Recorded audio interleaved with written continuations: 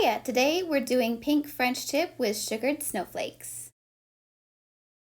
Hello and welcome! Today we're doing a sugared French tip, a matte French tip, pink French tip.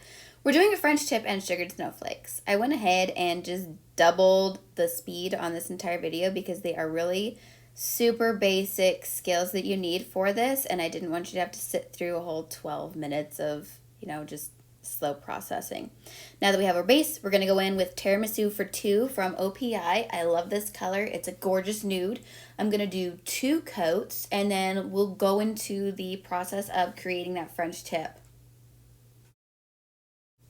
But before we go into that process of creating the French tip, I got a little ahead of myself. Let me show you what we're using here. We're using Beetles 836. It's a super cute baby pink. I used the word super way too much. Sorry about that. I'll work on it. But this is the color I'm going to use for the French tip. Remember to cure your base before you apply your French tip. Here I'm just putting some on my palette, and I'm going to grab my brush. I think it's the Luxa number 4. Hey, I was so right. This one's really good for really fine lines. Okay, so for this French tip, you're going to come in with a line straight from the center in the middle at the top to where you want that French tip to end. And then you're going to go in with a line horizontally across, and then you're going to create your smooth lines to create that. Let's see, smooth lines to create that. I lost my train of thought. The French tip, that curve. That way, instead of trying to make one big swoop across from one side to the other and then possibly ending up with a crooked look, a crooked nail, you can dissect it down into smaller steps into a scientific method so that you get a perfect French every single time. This is not art gel, so it's a little runnier. It's not quite as opaque, but that's okay. It's just a little different consistency to work with. So right now I am fine-tuning my French tip, and I'm getting it on there. After this is done, I'm going to go ahead and cure it. And then I'm going to go in with a second coat, second layer, just to get all of those fine lines looking real on point.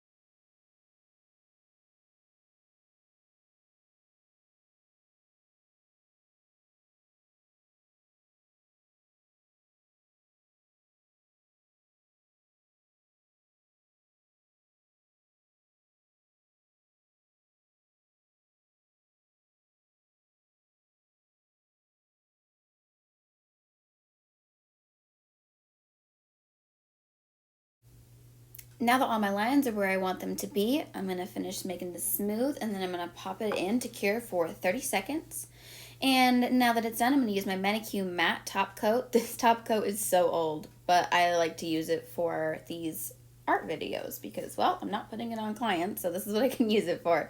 Anyway, I'm matte top coating this so I can get the matte and sugared effect. Cure that for 30 seconds, bring it back out. Now I'm going to use an acetone cotton wipe to cleanse it off. There we go, I got a matte nail, love it. And now I'm using my dotting tool, which is clearly covered in fuzzies. And I'm gonna put dots down. I put 3 going up, and the bottom one is the center, 2 going down, and then from either side, left and right, 2 more dots. And then you're kind of creating a little bit of a grid. I'm gonna add just a couple more dots in, like making a square on the inside. Do you see that pattern? They're a little crooked, but that's okay. It'll turn out nice anyway. Now that that's done, while it's wet, I'm taking my liner brush and I'm just bringing a line straight through. I went ahead and I dipped it into my polish. I cannot talk today. Dipped into my gel polish so that it creates an opaque snowflake. If you take just the brush in the dots, it's going to create a smeary snowflake, and you're not going to have enough gel polish to work with when you go to create the sugared effect. Now I'm adding just a few teeny dots so that it looks like snow is falling. I love this effect. It's so freaking cute. And I can't wait to see this now when it's done. Oh yeah, I'm creating this little like tiny star just with 1 dot.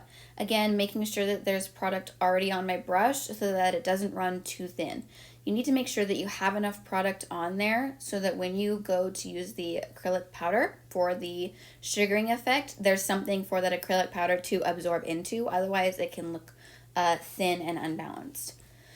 Alrighty, here we go. Let me grab the acrylic powder here. We're using Young Nails Clear Core. And I'm just using a clean cuticle pusher as a scoop, and I'm gently just sugaring over the top. This, again, is before you cure. Don't cure and then try to do this. It will not work. You need to make sure that whatever you're trying to sugar is wet and uncured. Make sure that you do an even coat. Tap off your finger, not the nail. That will keep the nail looking good. Pop that in for 30 seconds to cure, or however much is required for the polish, and then gently wipe it off with a glitter brush, or as you can see, I've got my craft brush here that I use for glitters and things like this. Look at how freaking cute! I love it. Okay, I love it. I love how this turned out. I saw a picture on Instagram and just had to recreate it. I hope you guys like it. If you try this design, please tag me on Instagram. I hope that you like it. I absolutely love this effect, and I kind of really want these on my nails now. Anyway, final look. Have a great day. I'll see you next time. Bye.